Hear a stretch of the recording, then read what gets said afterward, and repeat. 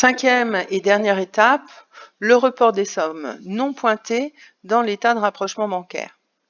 Du côté du relevé bancaire, nous avons retrouvé toutes les sommes.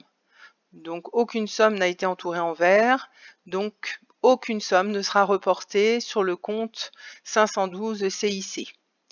Par contre, du côté du compte banque, beaucoup de sommes n'ont pas forcément été retrouvées du côté du relevé bancaire, donc toutes ces sommes vont être reportées dans le prolongement du relevé du CIC. Alors la première somme que nous n'avions pas retrouvée, c'était un chèque à la date du 1er juin, le chèque 528 des établissements Archoisis ou Archoises pour un montant de 1470,48. Cette somme est au crédit de notre compte, dans notre comptabilité, mais si le mois prochain on la retrouvera du côté débit. Donc on va la reporter dans le prolongement du relevé du CIC, du côté donc des débits. Alors, puisqu'on a reporté cette somme du côté des débits, la deuxième somme étant là aussi un chèque, cette fois pour la Fédération des artisans pour 100,50 €, on va aussi reporter cette somme du côté des débits dans le prolongement du relevé. Troisième somme, le chèque 531 pour la rémunération de Anne. Donc, on va reporter la somme aussi du côté des débits pour 1023,43 €. La somme suivante, donc c'est un chèque encore 532 pour les transports Agon, 356,82 €. On les reporte côté débit sur l'état de rapprochement. Puis la dernière somme liée à un chèque, c'est le chèque 533 établi à la Poste pour 23,60 €. On reporte donc la somme aussi au débit. Alors les deux dernières sommes ici non pointées, c'était des sommes par contre qui étaient dans le prolongement du débit de notre compte banque et que l'on retrouvera très certainement au début de mois prochain, ou en tout cas plutôt vers le 11 ou 12 juin, donc du côté des crédits.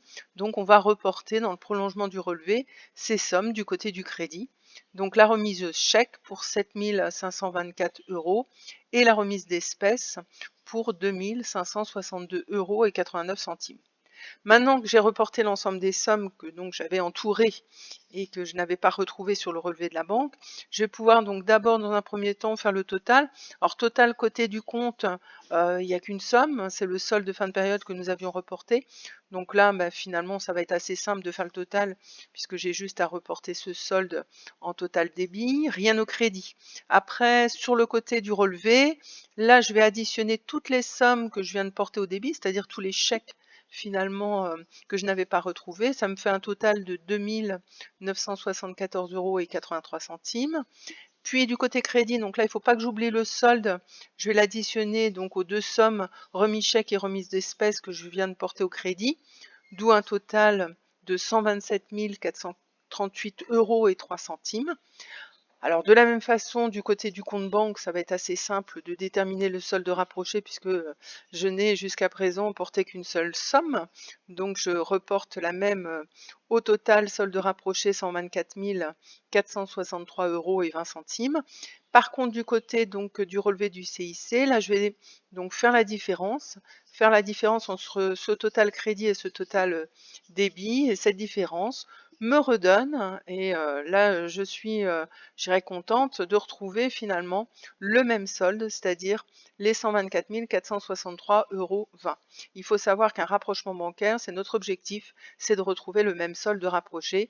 Sinon, logiquement, c'est qu'il y a eu un oubli, une erreur, ou en tout cas qu'on n'a pas trouvé une erreur entre notre comptabilité et le relevé de la banque. Ce qui fait que là, pour finaliser ce rapprochement, je peux barrer que le rapprochement n'est pas équilibré puisque le rapprochement bancaire est bien équilibré. Voilà, donc c'est vrai que on a réalisé jusqu'à présent un certain nombre de rapprochements bancaires et il faut en faire un certain nombre pour pouvoir vraiment maîtriser cette fonction de contrôle de la banque. Donc à bientôt.